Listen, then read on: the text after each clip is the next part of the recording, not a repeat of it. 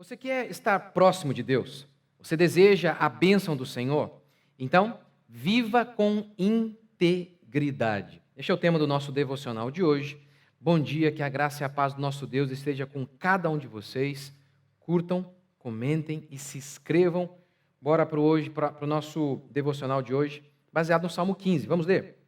Senhor, quem habitará no teu tabernáculo? Quem poderá morar no teu santo monte? Aquele que vive com integridade, pratica a justiça, fala a verdade de coração e por aí vai.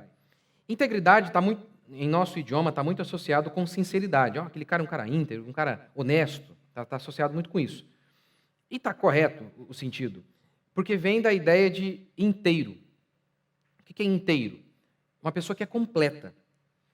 Ela não é, sabe, nesse caso em específico aqui, ela não é pela metade. Eu explico.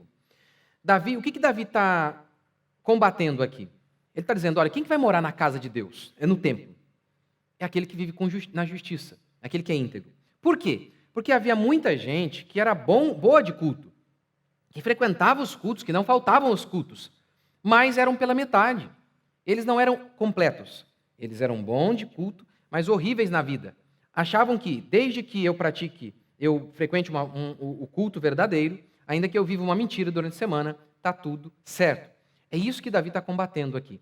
Então, a gente tem que viver com integridade, de maneira completa, não pela metade, sermos fiéis apenas no culto. E aí é uma coisa já interessante, porque quem vivia assim eram os fariseus, lembra? Eles eram bons de culto, mas ruins na vida. Em resposta a isso, muitas pessoas hoje têm dito, tá vendo? De que adianta? Tem muita gente que frequenta a igreja e é tudo hipócrita. E quem diz, então, viver em integridade no seu dia a dia, quem diz viver em justiça no dia a dia, mas não frequenta um culto, ele não está sendo íntegro, ele não está sendo completo, está faltando uma coisa. Mesmo porque os rituais, principalmente o culto, foram estabelecidos por Deus. Deus estabeleceu os rituais, não foi o diabo. E Deus não, sabe, depois de um tempo ele falou, o que eu fiz, hein? Eu vou mudar isso aí porque eu estava errado. Não, os rituais, eles são importantes porque eles apontam para a justiça. Por exemplo, os bezerros que morriam no culto, no templo, eles apontavam para arrependimento, que os homens deveriam se arrepender e crer, porque se dependesse deles, eles não seriam salvos. Um animal tinha que morrer substituindo os pecadores, era obviamente um símbolo do Cordeiro, que é Jesus que viria.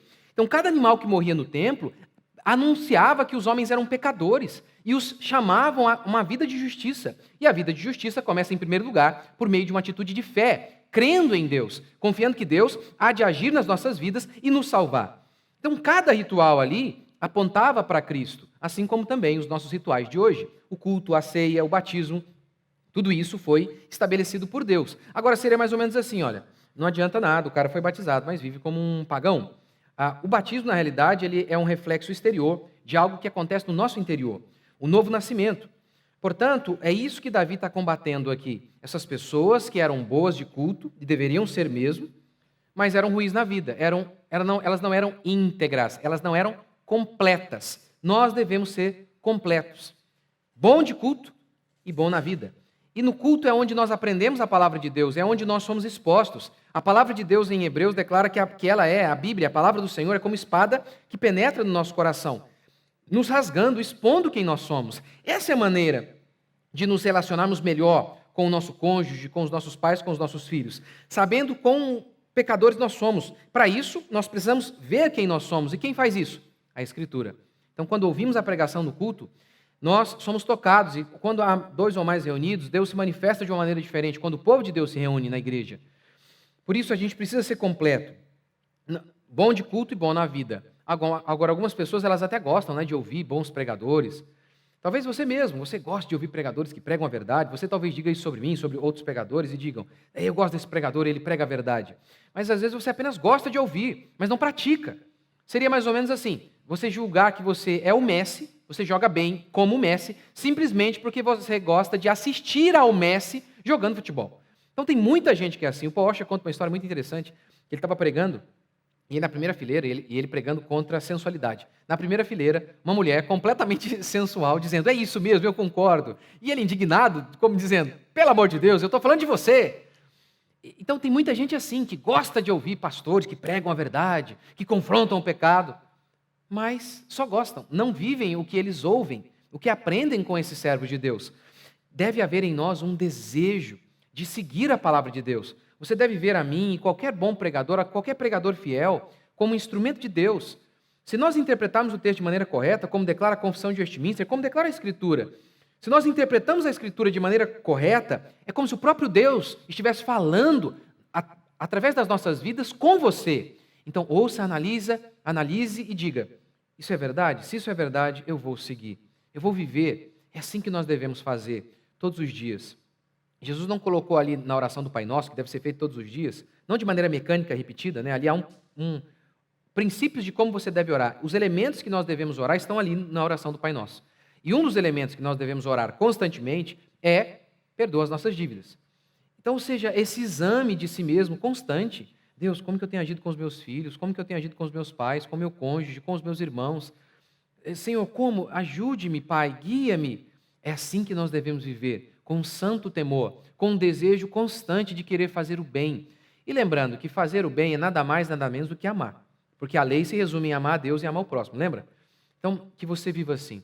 Quem há de viver na presença de Deus? Aquele que pratica a justiça. Lembra, por exemplo, daquela passagem que diz assim: quando você estiver trazendo a sua oferta, você se lembrar que tem alguém que tem algo contra você, deixa a sua oferta ali, vai lá, se reconcilia com aquela pessoa, depois traga a oferta. O sentido aqui é muito claro. Deus não recebe a sua oferta se você continua com raiva de alguém. Ou melhor, aqui o texto nem diz que você está com raiva de alguém, mas se alguém, você sabe que alguém tem algo contra você, vai lá, se reconcilie com ela. Olha, gente, isso já aconteceu comigo algumas vezes, pessoa chateada comigo, e eu ali, antes de ir para a igreja, né, trazendo a minha oferta, enfim, puxa vida, eu não fiz nada, aquele cara lá é um chato de galocha, e ele está chateado comigo por nada. Aí mesmo assim eu fazia um esforço, vou ligar para ele: Senhor, é por conta do que o Senhor mandou. Eu falei: fulano, tudo bem, você está chateado comigo? E às vezes você acaba levando xingo ainda, né? Mas algumas vezes não, com a graça de Deus você acaba se reconciliando com a pessoa. Mas enfim, é esse temor, sabe? De seguir mesmo a palavra de Deus em sua totalidade, sendo íntegro, completo. É isso que abençoa o seu dia. Não são essas orações ungidas desses pastores de Araque.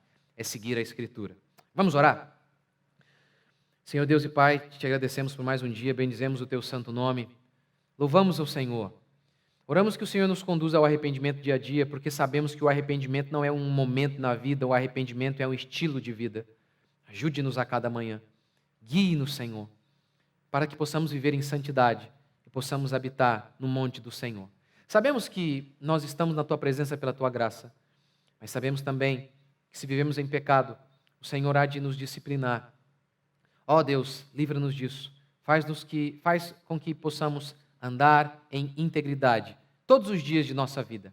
Abençoa, Pai, cada uma dessas pessoas que estão me ouvindo, aquelas que estão angustiadas, aquelas que estão passando por um momento difícil, onde elas estiverem, no trânsito, no trabalho, no hospital. Ó Deus, tem misericórdia delas e conduz cada uma delas ao genuíno arrependimento. Abençoa essas pessoas, Pai, tem misericórdia delas, conduz cada uma delas à salvação verdadeira que provém do Senhor.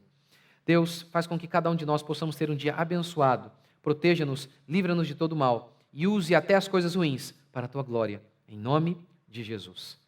Amém, meus queridos? Espero vocês aqui amanhã, se Deus quiser.